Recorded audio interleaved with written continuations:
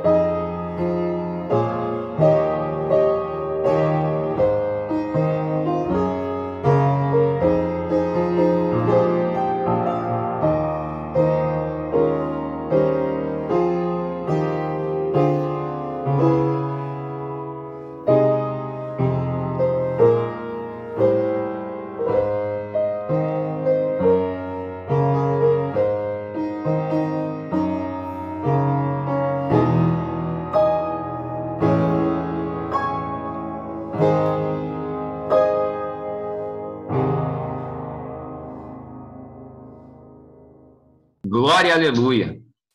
Chegamos aos 58 anos da nossa comunidade.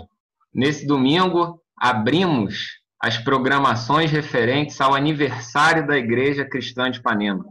Você pode perceber que o nosso boletim já está em outras cores, nossa página no Facebook, é um mês de celebração por 58 anos de história, uma história bonita, uma história de uma grande aventura de esperança e de fé que sempre motivou a jornada dessa comunidade. E nesse domingo, que abre as programações do aniversário da nossa igreja, nós seremos motivados pelo tema da abundância, o tema da saciedade, que é fazer parte dessa história toda. E justamente para isso, como um grande bom dia e uma preparação para todos nós, o nosso querido Pedro preparou uma música de abertura totalmente envolvida com o tema do nosso culto, para que a gente já entre na frequência do que vai ser a nossa celebração hoje. Então, Pedro, por favor, depois eu revelo um segredo sobre o que vocês vão ver. Aguardem aí.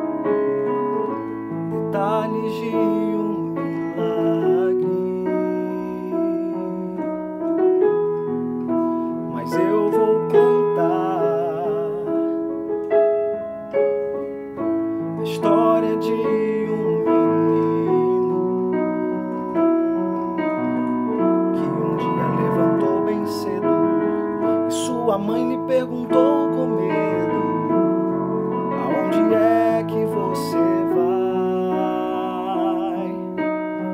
E o menino então respondeu: o mestre está a me chamar, uma multidão vou ajudar a alimentar. Sua mãe lhe disse que isso é impossível, o que tem aí nesse cestinho? E com muita fé o menino disse: 5 pães e 2 peixinhos. Quem poderia imaginar que o menino ia ajudar a alimentar a multidão? É assim que Deus faz, usa quem Ele quer, menino, homem ou mulher.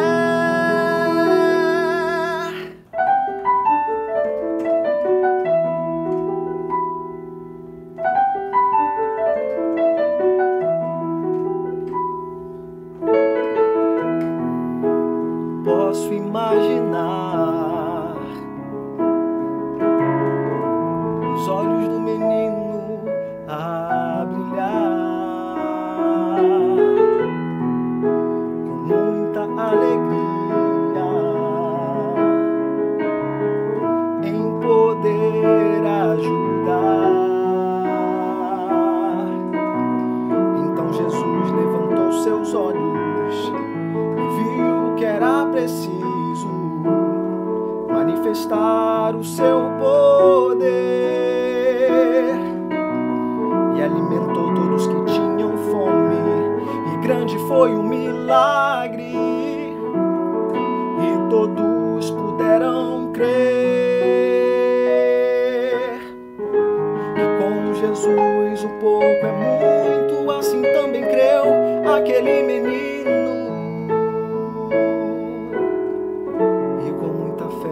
Tinha no seu cestinho 5 pães e 2 peixinhos. Quem poderia imaginar que o menino ia ajudar a alimentar a multidão? É assim que Deus faz, usa quem Ele quer, menino,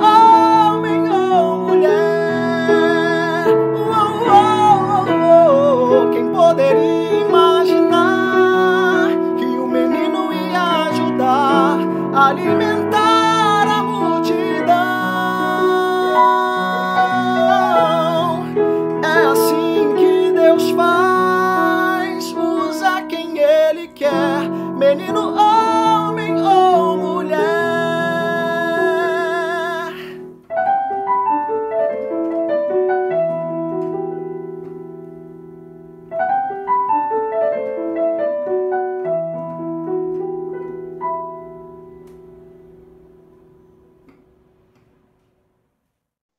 O segredo que eu tenho para revelar é o seguinte: se vocês prestaram atenção no início ali da música, foi bastante rápido, mas talvez alguns tenham visto. Tinha o nome do solista ali, né? Adam Lee. Não sei se vocês conhecem esse rapaz. Ele é mais conhecido como irmão do Pedro. Então, foi o presente que o Pedro preparou para a gente, a incorporação do seu irmão na nossa celebração, a quem a gente agradece muito. E a gente abre as portas, escancara as portas da nossa comunidade para o Adam também. Se ele quiser participar sempre, vai ser sempre bem-vindo aqui no nosso meio. Obrigado, Pedro. Obrigado ao Adam. Vocês foram muito especiais nessa abertura aqui para a gente. E nessa música que eles cantaram, tinha um verso bem significativo no final da música, que dizia o seguinte: com Jesus, o pouco é muito. Isso tem tudo a ver com a nossa intenção nessa celebração de hoje.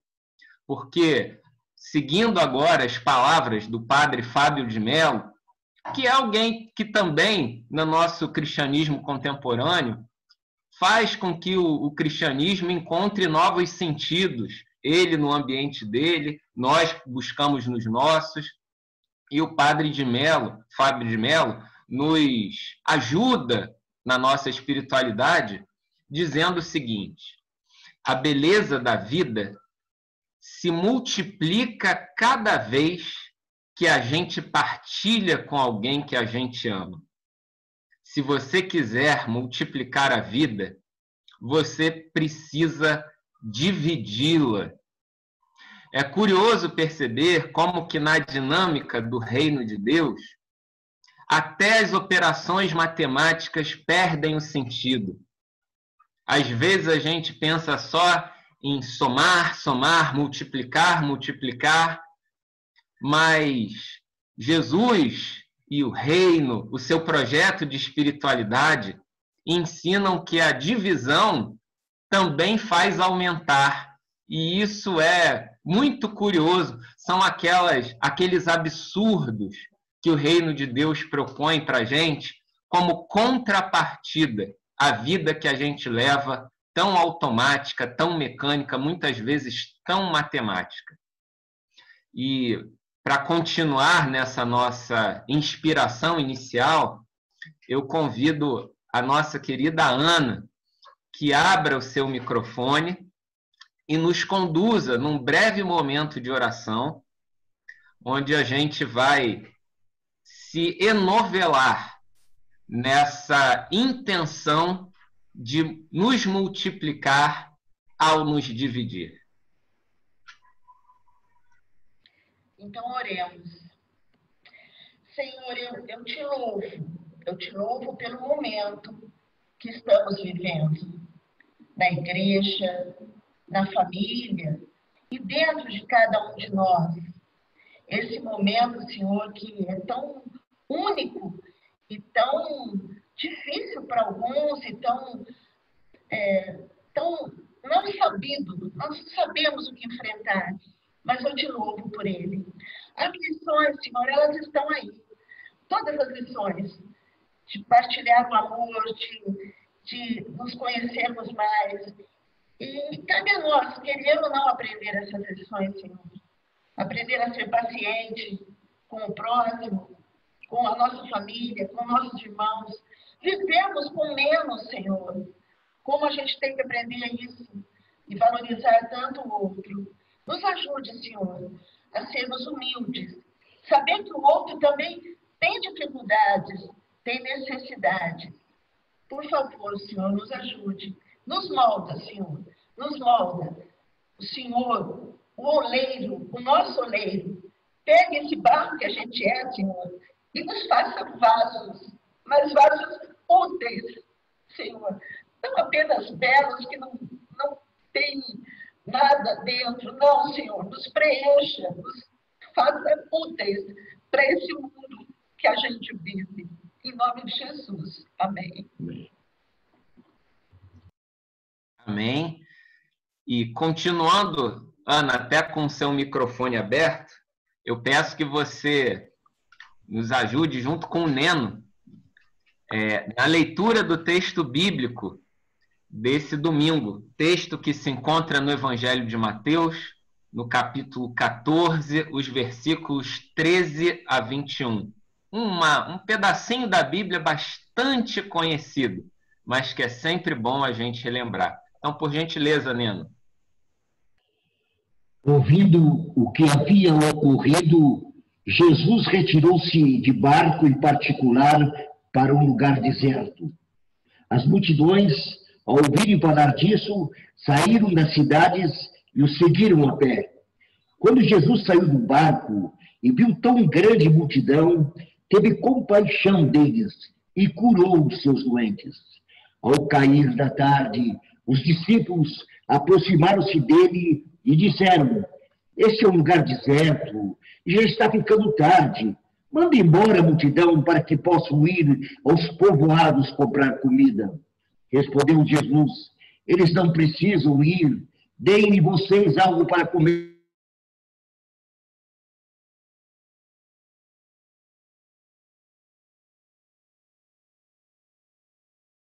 Disse ele: e ordenou que a multidão se assentasse na grama, tomando os 5 pães e os 2 peixes, e olhando para o céu, deu graças e partiu os pães.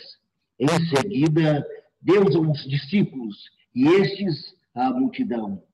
Todos comeram e ficaram satisfeitos. E os discípulos recolheram 12 cestos cheios de pedaços que sobraram. Os que comeram foram cerca de 5.000 homens, sem contar mulheres e crianças. Obrigado, Neno, pela leitura. E, nesse momento, como uma breve preparação, quando nós vamos começar a mergulhar nesse texto bíblico, nós vamos fazer um pequeno interlúdio, ouvindo uma música instrumental, uma música bastante conhecida, Gente Humilde, de Chico Buarque. Quem conhece a música cantarola aí, mas o objetivo é a gente se deixar conduzir, se levar pela música. E logo na sequência, o nosso anjo do dia, mais conhecido como Alexandre Cabral, vai nos conduzir por essas palavras, por essas cenas bíblicas, para que a gente saia desse ambiente de hoje, de fato, dividindo e multiplicando. Então, Pedro, por gentileza, e na sequência o pastor Alexandre.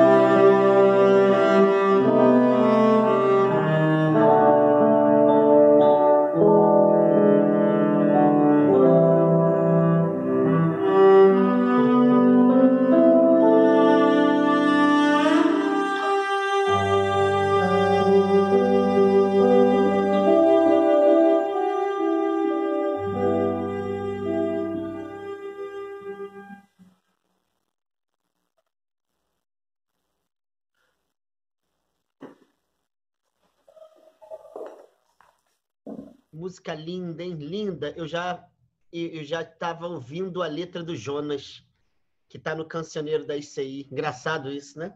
É uma letra que eu canto já há muito tempo, né? Com a Igreja Reformada Ecumênica e também com a ICI. Não, na hora nem veio Chico Buarque, veio a letra do Jonas. Ver como é que é marcante, né, a história dessa igreja, que teve um pastor que foi tão marcante não só nas pregações, mas também na escrita, né? Como é típico da Igreja Cristã de Ipanema. Muito bonito, né? Ver para usar a expressão do Jonas, esse caleidoscópio humano aqui à frente, 43 participantes diretos, fora, né, as duplas, as trincas que estão aqui, né, que mostra que a gente está profundamente unido, irmanado já há muitos meses, no meio do vale da sombra da morte. A gente não teme mal algum e a gente vai caminhando junto. Muito legal isso, muito bonito ver as iniciativas, todo mundo muito predisposto a participar, todo o pessoal de Petrópolis, né? Eu tenho conversado muito com a Ana, que disponibilidade, o Coral Mirza, que desafio ficar gravando. Agora, né, a gente está tentando intervalar, mas muito difícil gravar tantas vozes, músicas complexas, desafio tecnológico, e ainda assim muita gente querendo se colocar à disposição. Isso é muito bonito. Isso mostra a grandeza da história. É uma história que vai completar 58 anos com muitos nomes próprios, que são e foram e serão marcantes, né? Nessa caminhada, que certamente é conduzido por um espírito maior, que faz com que a gente atravesse uma pandemia se multiplicando. A igreja cresceu na pandemia, olha que loucura. A igreja se multiplicou, né? E é exatamente esse é o tema do texto bíblico de hoje. É um texto que atravessa todos os evangelhos e trata, nesse caso, da primeira multiplicação de pães e peixes, no caso também dos peixes, né, que é conhecida, né, como um dos milagres mais famosos da história de Jesus de Nazaré. E como todo milagre, traz consigo um perigo de que o milagre se reduza ao espetáculo de algo quase que mágico, com um estalar de dedos, onde Jesus, com passe de mágica, transforma, né, água em vinho, água em óleo, né, secura em transbordamento, e de repente a gente fica mais fixado no mecanismo mágico do que com a experiência miraculosa que esses acontecimentos trazem consigo. Só para a gente ter noção como isso é tão importante, um amigo meu, já falecido, faleceu com 89 anos, um pastor metodista, Messias do Amaral, pai de uma grande amiga minha, certa vez me chamou, já com uns 87 anos, uns 2 anos antes da morte, me chamou para almoçar com ele num apartamento no Flamengo. E eu fui lá sem saber o que ele queria conversar comigo, e ele queria conversar sobre as igrejas milagreiras. Ele estava muito preocupado que a igreja dele estava se passando por umas modificações e as pessoas estavam muito interessadas em milagres. E quando isso acontece, alguma coisa com a espiritualidade traumatiza, cria algum trauma, porque a espiritualidade reduzida ao que a gente comumente chama de milagre traz muita imaturidade. E ele falou para mim assim: Alexandre, eu fui casado 2 vezes. Minha primeira esposa faleceu, eu tinha 50 anos, por aí, e eu conheci uma moça lá na igreja, uma igreja metodista, muito fervorosa, a gente se casou. E o tempo passou, ela contraiu um câncer. E o médico falou: olha, está no início, dá para a gente tratar. E ela falou assim, olha, falou para mim: meu bem, eu vou tentar o tratamento da fé. Ela falou: mas que tratamento da fé? Confiar na graça de Jesus. Ele falou: mas a graça de Jesus está na medicina também. Ela falou assim: não, eu tenho certeza que eu vou ser curada. E aí ele falou para mim: Alexandre, ela morreu de fanatismo. Ela morreu de fanatismo. E aí ele falou para mim, Alexandre, esse negócio de milagre é um perigo. Eu perdi uma esposa por causa disso.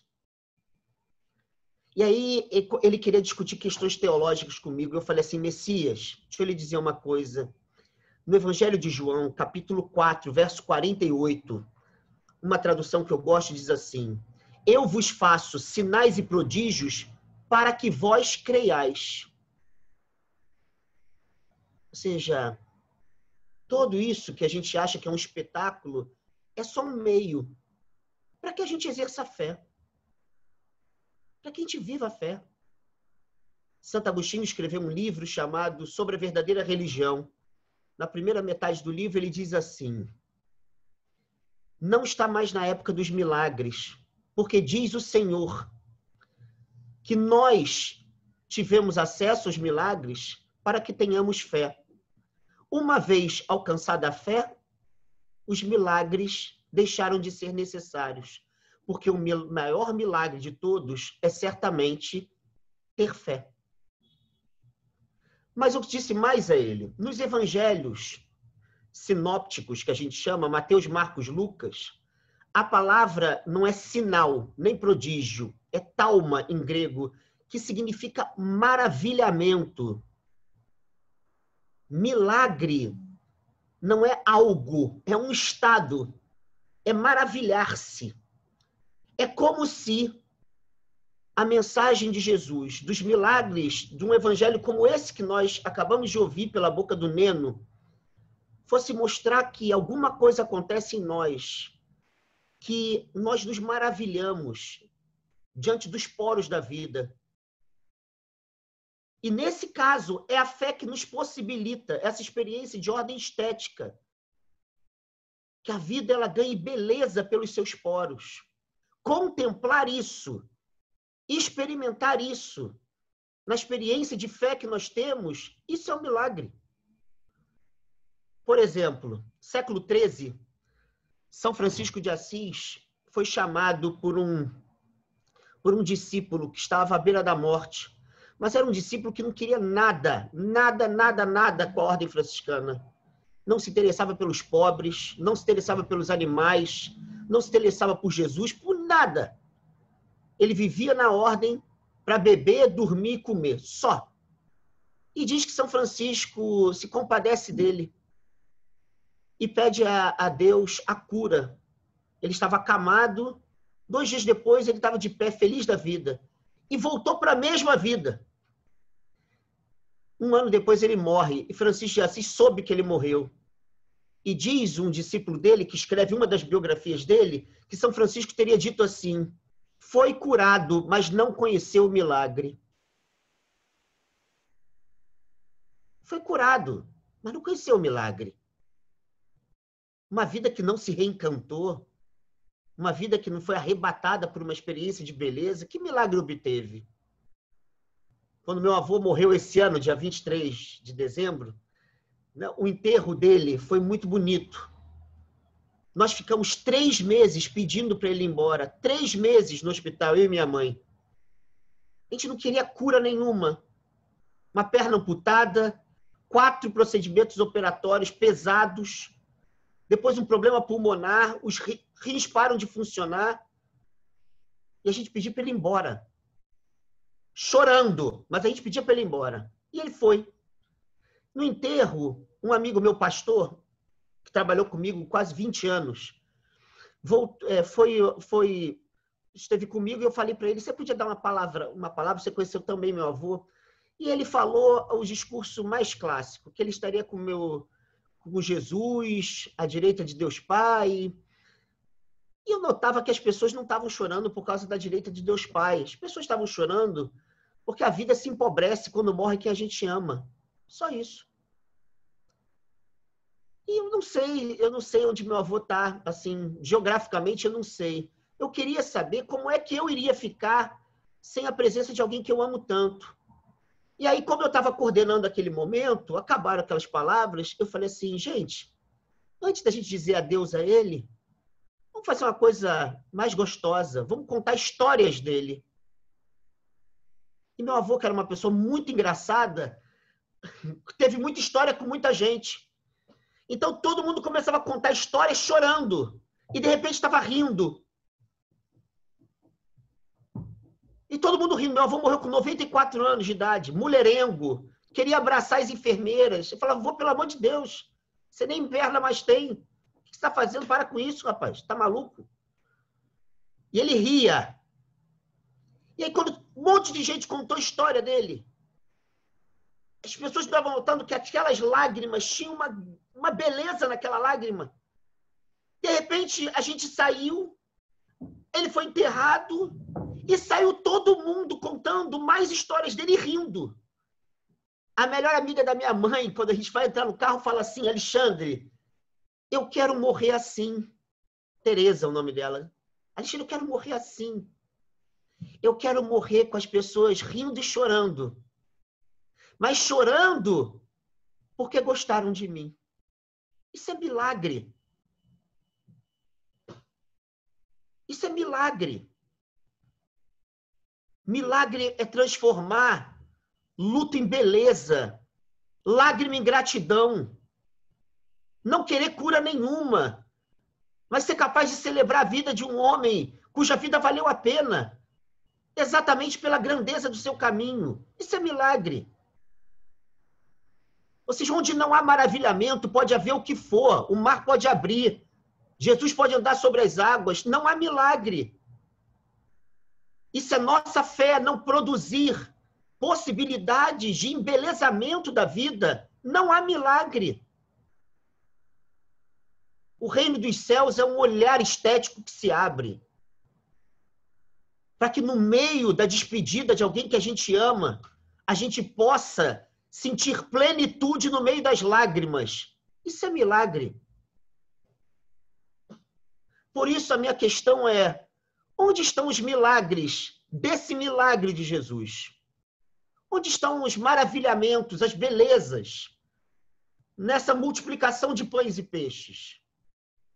É o ato mágico? Se for, eu já conheci muitos. Eu conheci muitos acontecimentos interessantes em igrejas pentecostais, extraordinários, muitos. Quando eu dava aula em Macaé, eu dormia na casa de um padre amigo meu. Dava aula numa escola e numa faculdade. Passei alguns anos dando aula. Tinha a renovação carismática da igreja dele, São Paulo Apóstolo. Olha o que eu vi de curas, de prodígios, de sinais, como diz a Bíblia. Mas também vi em outras religiões, do espiritismo, muitos. Amigos meus têm histórias e mais histórias. Candomblé nem se conta. A questão não é essa. Onde está o maravilhamento? Aliás, em latim também, milare, miraculum, é maravilhar-se, é a mesma palavra. Então eu queria só destacar algumas maravilhas do texto, que talvez tragam para os 58 anos de história da ICI possibilidades de milagres que nos envolvam por inteiro. Como esse que a gente está tendo no meio da pandemia, uma igreja aberta ao diálogo, uma igreja que quer cantar junto, uma igreja que quer celebrar junto, uma igreja que se fala constantemente, semanalmente, porque as pessoas sentem saudades umas das outras, uma igreja que transforma abismo em ponte, e por isso vale a pena a gente estar aqui. Isso é milagre. Primeiro elemento desse milagre, a participação dos discípulos. Há uma expressão bíblica que você já deve ter ouvido falar, que diz assim, sentar-se aos pés de fulano. Capítulo 22, por exemplo, de Atos dos Apóstolos. Paulo se ufana no discurso de que ele sentou aos pés de Gamaliel, grande mestre. Maria sentou aos pés de Jesus. Quando diante de um mestre, na tradição judaica, você senta aos pés. Tamanha é a grandeza do mestre, né, diante do discípulo. Os discípulos de Jesus são estranhos. Podem procurar aí nos evangelhos. Eles se metem. E eles fazem besteira. Ele não deixa as crianças se aproximarem. Sabe? Eles se metem. Aquilo que Paulo Freire chamou de didocência.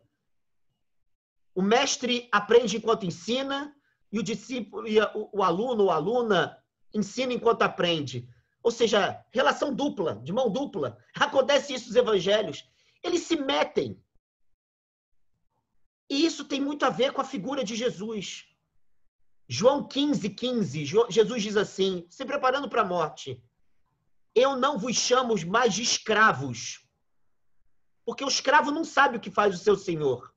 Eu vos chamo de amigos, porque tudo que eu tenho recebido do Pai, eu vos tenho dado a conhecer também. Jesus abre mão dessa relação escravocrata, senhor-escravo, senhor-servo. Ele diz que ele é amigo. Porque ele instaura relações de horizontalidade. Por isso, a gente pega nesse milagre, me parece que a primeira coisa que me chama a atenção como algo extremamente belo é que os discípulos se metem e falam, olha só, mestre, essas pessoas que estão atrás de vocês, elas têm fome. Elas têm fome. Manda elas ir embora, cara. Elas têm que comer. Segunda maravilha é que eles não ficam apegados aos feitos prodigiosos de Jesus. Eles se preocupam com a fome. Isso é grandeza. Os discípulos sempre fizeram muita loucura diante de Jesus. Muita imaturidade, mas essa parece uma dos maiores feitos deles. Eles chegam, aliás, diz que todos eles falam com uma espécie de jogral. Todos eles se aproximam e falam, mestre, manda esses caras ir embora, eles têm fome. Tá caindo aí a noite, cara. Esses caras não têm o que comer. Eu acho que isso é uma questão muito nobre. Espiritualidade sem materialidade é alienação.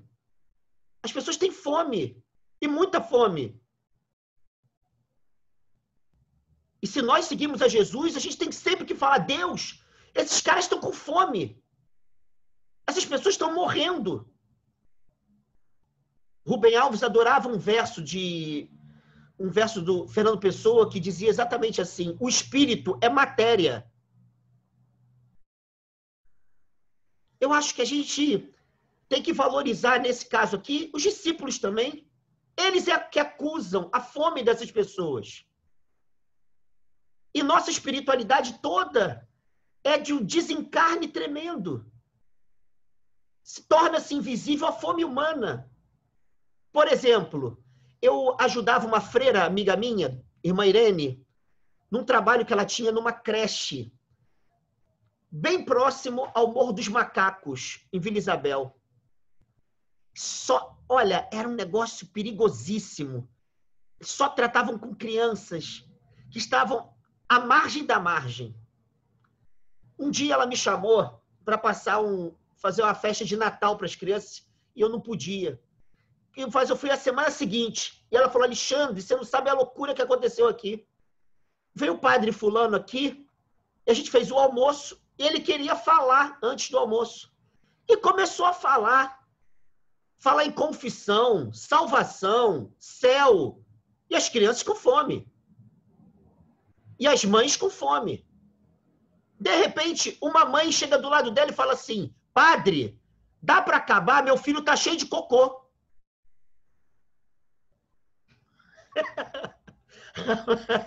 O padre não sentiu o cheiro do cocô. Ele sentiu o cheiro do céu. Ou seja, tem muita grandeza nesses discípulos aqui. Somos nós. A gente tem que olhar o cocô e falar, Jesus, a galera está com fome. E aí o mais legal é a segunda experiência de beleza do texto. Jesus volta para eles e fala, eles estão com fome mesmo. Dá-lhes vós mesmos de comer. A fome do outro é problema de vocês. É problema nosso. A fome do outro é problema nosso. Isso é maravilhoso. É maravilhoso. Não manda voltar para casa, não. Enfrenta a fome do outro. Enfrenta a fome do outro. A gente pode pluralizar essas fomes, se vocês quiserem. Mas vamos pensar nessa fome a fome material do pão, o pão com peixe, o pão com peixe com água, com farinha. Vamos pensar essa fome. Isso é problema nosso. Isso é problema nosso. A nossa espiritualidade, ela tem que ter como termômetro a interpelação da fome do outro. A dor do outro, que não come. Né? A gente cantou, foi semana passada, né? Ninguém ficará com fome. Isso é problema nosso. E o que é interessante, nessa versão da história, é que os discípulos pegam tudo que eles acham. No Evangelho de João, tem o jovem que vai lá, ele que dá os 5 pães e 2 peixes. Fechando o número 7, né? Que é um número cabalístico importantíssimo na tradição judaica. Mas vai lá. Eles entregam tudo que tem. E aqui me parece que é a questão. A gente luta para pegar tudo que tem e colocar à disposição. Como se multiplica, eu realmente não sei. Explicar isso, como alguns acham, o menino foi lá e entregou, aí todo mundo pegou nos alforjes e se solidarizou, eu não sei. Mas eu posso contar para vocês 2 histórias, já para ir terminando, que eu vi, ninguém me contou. Já há alguns anos eu trabalho com pessoas em situação de rua. Então lá a gente entende esses milagres dentro desse feito. Lá a gente vê exatamente que isso aqui existe. Ou seja, que fé, espiritualidade não é viagem na maionese. É pão, é peixe, é fome. Nós estávamos no início da pandemia, toda sexta-feira, nós vamos a Presidente Vargas, bem próximo à delegacia que tem ali. Tem uma delegacia conhecida, a gente vai ali. São centenas de pessoas. Quanto mais a quarentena se estende, mais gente tem na rua. E a gente sempre sai de casa sem saber se a gente vai dar conta. E aconteceu que esse dia a gente não deu conta. E a gente leva, em média, de 400 a 500 sanduíches com mais de 50 litros de refresco. E, olha, roupa, material de limpeza, higiene bucal, o que você imaginar a gente leva. A gente vai recebendo, vai levando, vai recebendo, vai levando. Ganhamos agora da magistratura do Estado 150 cobertores que terminam em 5 segundos. Aí estávamos lá, felizes da vida. E aí a minha amiga Cláudia falou, Alexandre, não vai dar. Eu falei, puxa vida. Que loucura, Claudinha. E aí a gente começa a ficar mal, uma tristeza. De repente, a gente vê uma senhora atravessando a rua com 2 crianças e 2 sacas. E ela abre uma mesinha, que era uma mesinha de isopor. E aí ela coloca ali café e uns sanduíches. Eu achei aquilo uma loucura e vi que a mulher era pobre. Quando a gente acabou tudo e não tinha mais o que dar, eu fui até ela e falei assim, a senhora está dando isso? Ela falou assim, tô. Aí ela falou, quando eles chamam, quem mora na rua, chama esse tipo de trabalho de carreata. Aí ela diz assim, eu espero uma carreata chegar, porque às vezes eu sei que falta. E eu complemento. E eu falei, onde a senhora mora? Ela, no Morro da Previdência. Mulher pobre. Muito pobre. E aí, eu falei, mas que coisa linda. E aí as pessoas fizeram uma fila e ela complementou. Não faltou para ninguém. E ela falou assim para mim, meu filho, antes eu não fazia isso. E eu crio 2 netos da minha filha. E eu sempre ficava com medo de não ter para eles. E não tendo para eles, não tinha para ninguém. A gente conseguia, mas conseguia pouco. Depois que eu ouvi o pastor falar na igreja de que com Deus nunca falta, eu comecei a fazer isso. Não é que nunca faltou e sempre teve para dar para eles?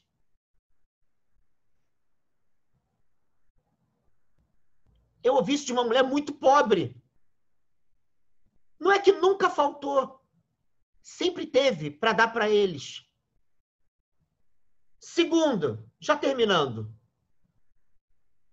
eu estava agora, há uns 3 semanas, às terças-feiras, nós vamos com um grupo que fica, população em situação de rua, que fica em frente à Defensoria Pública do Estado do Rio de Janeiro, que é bem próximo ao aeroporto Santos Dumont. E é muita gente. Nós havíamos acabado de sair da Graça Aranha, que é muita gente. E eu só cheguei com 2 sacos de lanche. E eu falei para a Cláudia, nesse dia éramos só eu e ela. Falei, Claudinha, cara, que pena, a gente não tem quase nada. Aí ela falou, só tem uma garrafa de suco. Falei, caramba. E geralmente eles têm muita fome, eles vão pedindo mais. Aí eu falei assim, olha, eu vou tentar dar um para cada um, vamos ver. E aí, eu comecei a dar, eles fazem uma fila enorme. Aí fui dando. E com aquilo na cabeça, com aquilo na cabeça. Ela tinha uns biscoitos que a gente ganhou e deu logo para as crianças. Eles disputam muito biscoito. Quando acaba, vem um rapaz, eles conhecem eles sabem o nosso nome, e falou assim, Alexandre, se preocupa não. Todo mundo comeu. Teve criança que comeu mais de uma vez. E eu saí de lá e falei, Claudinha, da onde veio mais? Sei lá. Não é a capacidade de explicar isso que faz com que seja milagre.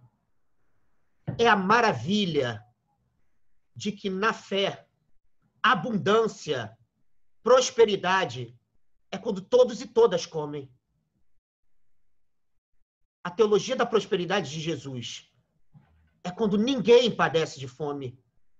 Em outras palavras, a grandeza desse milagre é que a vitória é do pronome nós. Não eu, não tu, não meu, não teu, é o nosso que vence. E me parece que esse é o grande desafio.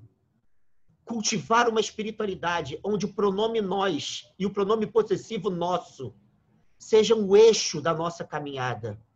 Como diz um ditado zen budista, que não é bem um ditado, é um sutra, eu só chego ao nirvana quando todos juntos comigo chegarem também. A ICI, ela vive do pronome nós e vive para o pronome nós. Se a gente se fragmenta, ninguém ganha. Se a gente ganha, é porque todos comeram conosco à mesa da mesma fé. Por isso, terminando com um pensamento do Rubem Alves. Rubem Alves escreveu vários textos sobre frescobol, vários textos. Que o frescobol era melhor do que o tênis, porque não há vitoriosos e derrotados, ou ambos ganham ou ambos perdem. Certo dia ele comentou isso numa entrevista, se eu não me falha a memória, está na internet. É alguém lá de Campinas que fez uma entrevista com ele. E ele fala uma coisa bonita dessa imagem dele, que serve para muita coisa. Ele disse assim, às vezes vale mais a pena a gente achar que a grandeza do jogo está no nós do que na soberania de um eu. Na multiplicação dos pães e dos peixes, a soberania é do nós, e não na ditadura do eu. Que o nós vença sempre, e que a gente complete mais 58 anos de história, sabendo que se a gente for um nós, sempre vai sobrar entre nós. Amém. Obrigado, Alexandre, pelas palavras que são uma injeção de espiritualidade, pé no chão para a nossa comunidade, que fez questão de manter esses pés no chão durante sua caminhada. Chegamos num momento que, nesses 58 anos, um aniversário é sempre um momento da gente reafirmar nossos compromissos e nos preparando para o momento que simboliza esse compromisso de maneira tão profunda, que é a Eucaristia, onde a gente já pode organizar nossa pequena mesa, junto a quem estiver ao nosso lado. Nós faremos isso cantando juntos uma música que resume um pouco do que o Alexandre disse nas suas palavras que espiritualidade sem materialidade é alienação. Nessa música, nós fazemos um convite a todos que estão à nossa volta, todos os que dependem dessa espiritualidade material, que venham muitos convidados, cegos, surdos, coxos, presos, pobres, gays, pessoas em situação de rua, todos os que são excluídos no nosso dia a dia, são convidados a mergulharem nesse banquete da fé, da espiritualidade, e que encontrem junto de nós, nesse nosso pequeno ambiente, uma casa acolhedora, onde possam se saciar, se alimentar, se sentir em família, o que é mais importante. Então, Pedro, por favor, nosso VJ, cantemos juntos essa música, nos preparando para esse momento tão profundo que é o da Eucaristia.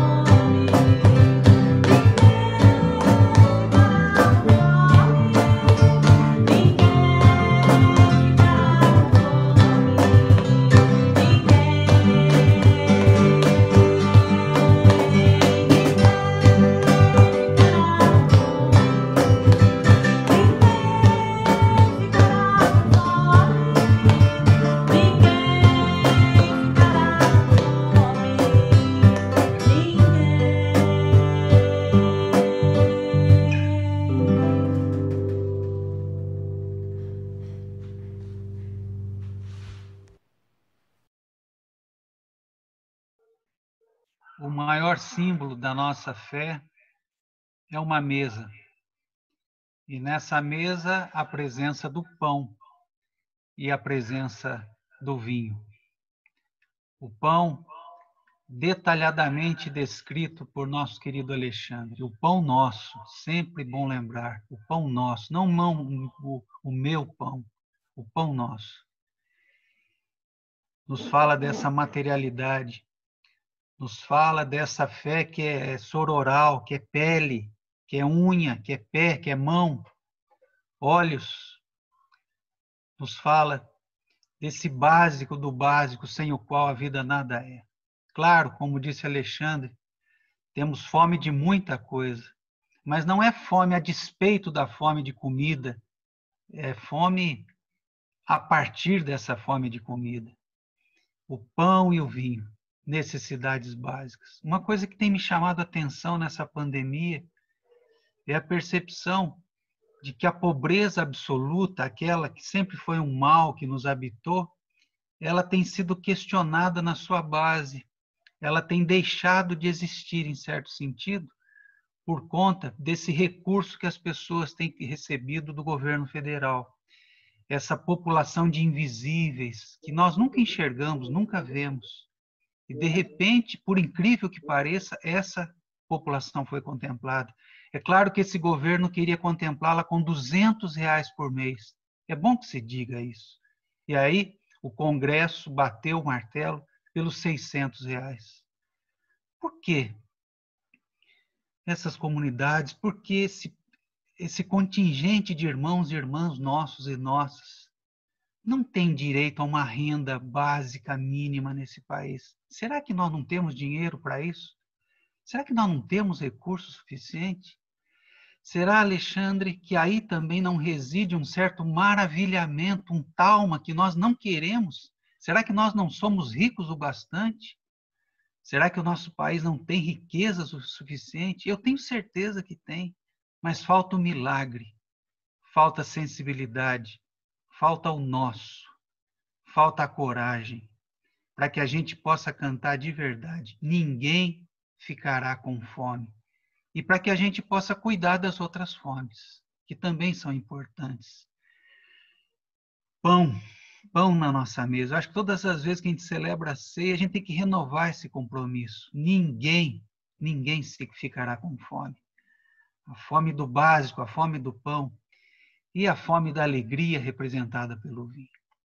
Então, que nesse momento renovem-se em nós essas forças, que esse maravilhamento, né, em nós, porque acho que Alexandre foi muito feliz, como que quando nós ficamos prisioneiros daquele outro milagre, nós deixamos de pisar no chão, nós deixamos de ver aquilo que é o essencial realmente.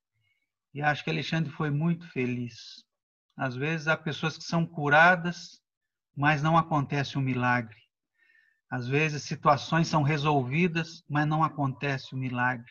O milagre é essa abertura, o milagre é essa sensibilidade, o milagre é lutar cada dia para que ninguém tenha fome. Nós vamos celebrar essa ceia pedindo a Deus que nos dê essa sensibilidade para o milagre da vida, que não está presente apenas nos milagres formais, mas nos pequenos gestos, nas delicadezas, nesse milagre semanal que o Alexandre tem vivido, ao estar em contato com essas populações de rua, que nós estejamos com ele também através das nossas contribuições, né? E naquilo que nos é próprio, naquilo que podemos fazer no nosso dia a dia. Todos nós podemos dar um pouquinho de nós para que ninguém fique com fome. Então vamos celebrar. Aqui está o pão, aqui está o vinho. Jesus, na noite em que foi traído, tomou o pão e, após haver dado graças, o partiu e deu aos discípulos e discípulas, dizendo: isso é o meu corpo, partido por vocês. Comam dele todos e todas. Façam isso em memória de mim. De igual forma, Jesus toma o cálice, distribui aos seus, dizendo: este cálice é o cálice da nova aliança no meu sangue, derramado para que ninguém fique com fome, derramado para que o nosso sobreviva, derramado para que a vida não seja a minha vida, seja a vida de todos e todas, derramado em favor de vocês. Tomem, bebam e façam isso como se a vida de vocês fosse esse cálice, como se o sangue de vocês fosse um sangue que se desse, que se doasse, para que haja vida, para que ninguém tenha fome, para que ninguém tenha sede nessa vida. Façam isso em memória de mim. Vamos juntos dar as nossas mãos virtualmente, um abraço de amor, vamos bem juntinhos agora, rezar, orar juntos, esse mantra verdadeiro,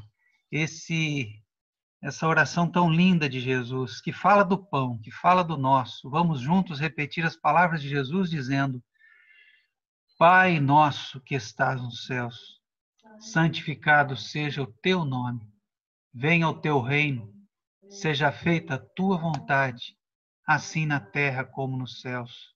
O pão nosso de cada dia nos dá hoje, perdoa as nossas dívidas, assim como nós perdoamos os nossos devedores. E não nos deixes cair em tentação, mas livra-nos do mal, pois teu é o reino, o poder e a glória para sempre.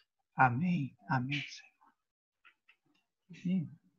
Celebremos agora pão e o vinho, dádivas, milagres, para que a nossa vida seja um milagre.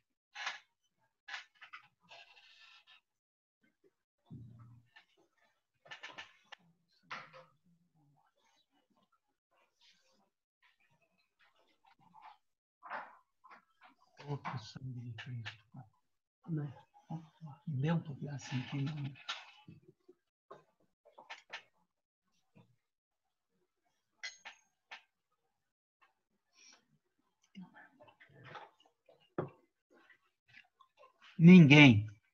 Ninguém ficará com fome. Amém. Que assim seja.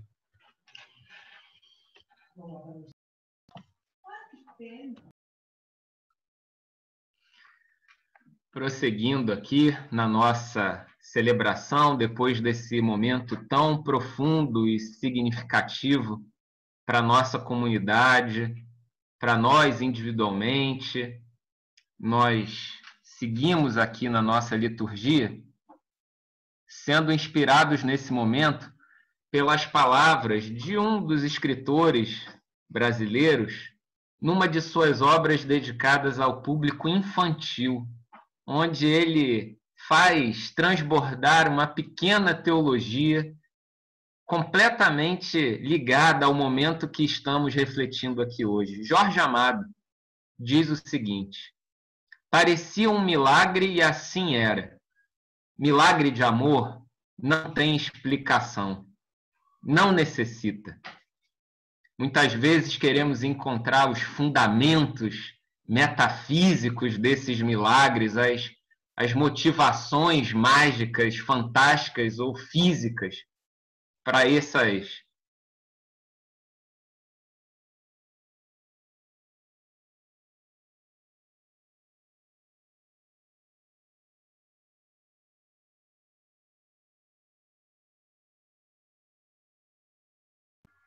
Alexandre?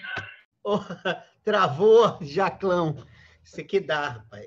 Se for a mesma internet aqui de casa, eu já sei até qual é o problema. Vamos lá. Nós vamos, então, ouvir mais uma música agora do coro organizado muito bem pela Ana e com um mapa gigantesco de pessoas que a gente ama participando, cada vez cresce mais, para já dar início ao fim da nossa celebração. Vamos lá, Pedrão?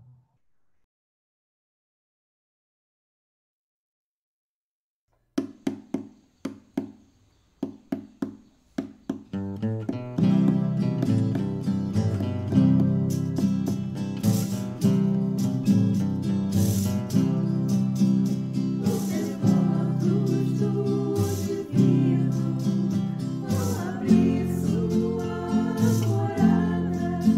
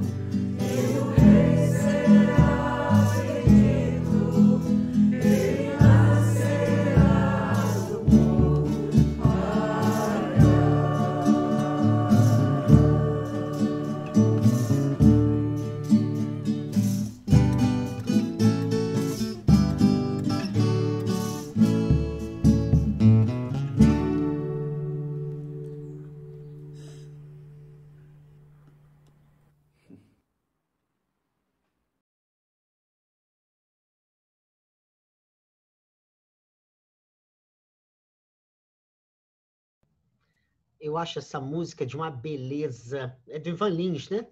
Linda, linda, linda, linda.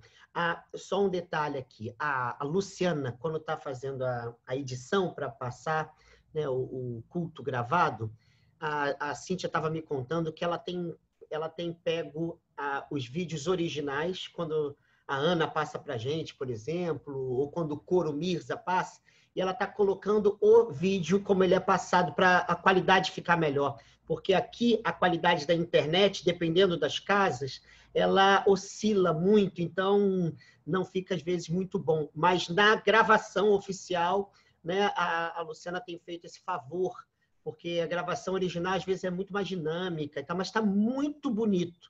Depois, se vocês puderem ver na gravação, vocês vão ver, está muito bonito. Essa foi uma das músicas mais emocionantes, né, desse período da quarentena nossa, né? A gravação está muito... Parece coisa de cinema, assim, tem um vídeo embaixo passando, as pessoas vão alternando os rostos, está muito legal.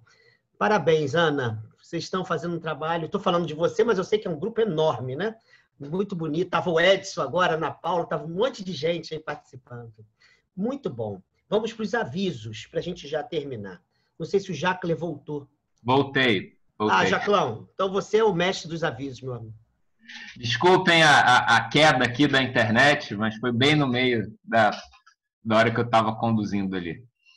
Bom, então chegamos ao final da nossa celebração e assim começamos mais esse aniversário da nossa comunidade. Nessa que é a 20ª celebração nesse tempo de quarentena, somos convidados com esse culto abre alas, a pensar numa fé que traduz a sua espiritualidade em termos bastante materiais. Uma fé que não seja alienada. Talvez esse seja o mote desse nosso aniversário, apesar desses encontros virtuais que temos nos encontrado aqui domingo após domingo, mas as necessidades não são virtuais, não. As necessidades são muito reais. Então, nessa dimensão que a gente não pode se perder. E até como um ambiente, esse ambiente aniversário, aproveitando esses nossos encontros, essa nossa nova dinâmica, nós pensamos que talvez seja o momento de já começarmos a produzir algo para o ano que vem, no intuito de, juntos, produzirmos, como vinha sendo feito na nossa comunidade há muitos anos atrás, devocionários. Então, nós estamos propondo começar, já desde agora, aproveitando o aniversário da igreja, a produção de um devocionário para o advento, que a gente vai receber esse advento lá para dezembro, na virada do calendário litúrgico. E nós escolhemos uma pergunta que a gente conta com a participação de vocês, para que cada um responda com uma poesia ou um texto de até 500 palavras. A pergunta é a seguinte: que face do Cristo que chega ao mundo você gostaria de apresentar à igreja? Então, até dessa música que nós cantamos agora no final da celebração, ele nascerá do povo. Que face é essa desse Cristo que chega ao mundo que você gostaria de valorizar e apresentar no âmbito da nossa comunidade e até para fora dela? Um dos nossos objetivos é juntar esse material que vocês vão produzir e, reunindo esses textos, a gente fazer um e-book, aproveitando as novidades aí do nosso tempo, e que a gente possa distribuir para os nossos amigos de uma maneira bastante ampla, e não ficar restrito ao âmbito da nossa comunidade. Então, textos de até 500 palavras, e a gente, só para se organizar, precisa definir um prazo para isso. Então, a gente escolheu ali o prazo de 15 de outubro, que aí a gente consegue reunir, editar esse material, e a gente conta com a participação de todos vocês e outros que vocês lembrem que não estão participando aqui do nosso momento, mas que são importantes de escreverem e participarem desse material. Também temos os aniversariantes da semana. No dia 4 de agosto, Luiz Fernando Carvalho Beck, Sabrina Penteado Ribeiro de Toledo e Zenon de Oliveira. No dia 5, Isabela Gonçalves Vieira, Juliana Lobo de Oliveira Maciel. E no dia 6, João Ricardo Penteado Gonçalves. Por fim, no dia 7, Guilherme Schaner e Silva. Para todos esses que completam aniversário, que vocês tenham uma semana e mais um ano de vida super abençoado, que vocês encontrem na dinâmica da fé de cada um de vocês uma materialidade espiritual e uma espiritualidade material que faça relevante a nossa caminhada. O nosso pastor Edson, eu peço a ele que faça uma oração por todos esses aniversariantes agora ao final. Jackler, lembrando que no dia 5, quarta-feira, a dona Ana, mãe da Ana Paula, que está aqui assistindo o culto, também faz aniversário, 84 anos. Viu? Maravilha! Então, mais uma para fazer parte da nossa lista, porque ela é da nossa comunidade. Ora, bolas, né? Não tem como não botar ela na nossa listinha. Isso aí. Dona Ana, parabéns aí no dia 5 pelo seu aniversário. Ela tá dando um joia aqui, ó. Tá te chamando de gostosão. Tem só mais um aviso, que a nossa secretária da igreja, a Lucilene, ela pediu que, em nome de Margaret Wright, eu transmitisse um abraço a toda a comunidade. Então, transmito esse aviso da Margaret a todas as pessoas da nossa igreja cristã de Ipanema. Então, já, se você me permite, antes da oração, só lembrar também que nesse mês a pergunta que está nos conduzindo é: que face do Cristo, né, a gente gostaria de ver presente na nossa igreja? E nos próximos domingos, os próximos 4 domingos, nós teremos convidados e convidadas que serão os mensageiros, né, os pregadores, as pregadoras, farão as homilias, e elas vão trazer essa, né, uma face do Cristo para nós, né? Então, cada um trará uma face, a face que acha mais importante do Cristo para repartir com a nossa igreja. Então, essa coisa bonita do aniversário que o Alexandre começou hoje com o pé direito, nos apresentando esse Cristo da matéria, esse Cristo do chão, da terra. O primeiro ponto é esse, né? Ninguém ficará com fome. Então, os próximos domingos, os nossos convidados e convidadas, então, se ocuparão com esse tema, tá bom? Então, vamos orar. Nós te agradecemos, querido Deus, nosso mistério de amor, a vida dos nossos aniversariantes, das nossas aniversariantes. Pedimos que tu abençoes cada uma, derramando sobre essas vidas a tua graça e a tua paz. E que nessas vidas haja sempre um milagre, haja sempre uma abertura para esse milagre. Quão triste Jesus se sentiu quando chegava naquelas cidades e dizia: aqui há fechamento, por isso não há nenhum milagre. Que entre nós não seja assim. Que estejamos abertos, que estejamos, os nossos poros, os nossos corpos, os nossos sentidos estejam abertos para sermos tocados por esse milagre, por esse encantamento da vida.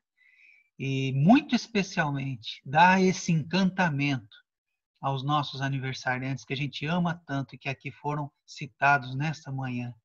Dá-nos uma semana maravilhosa.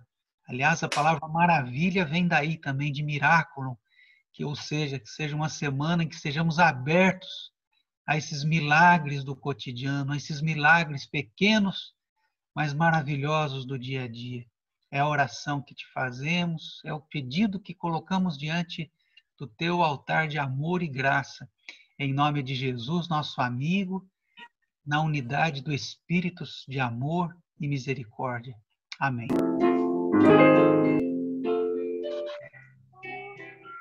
Senhor, e deu-vos céu validar o seu divino amor.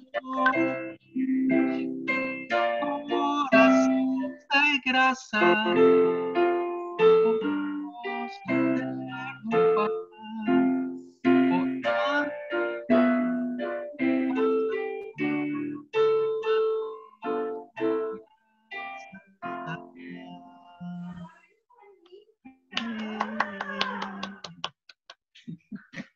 Thank you.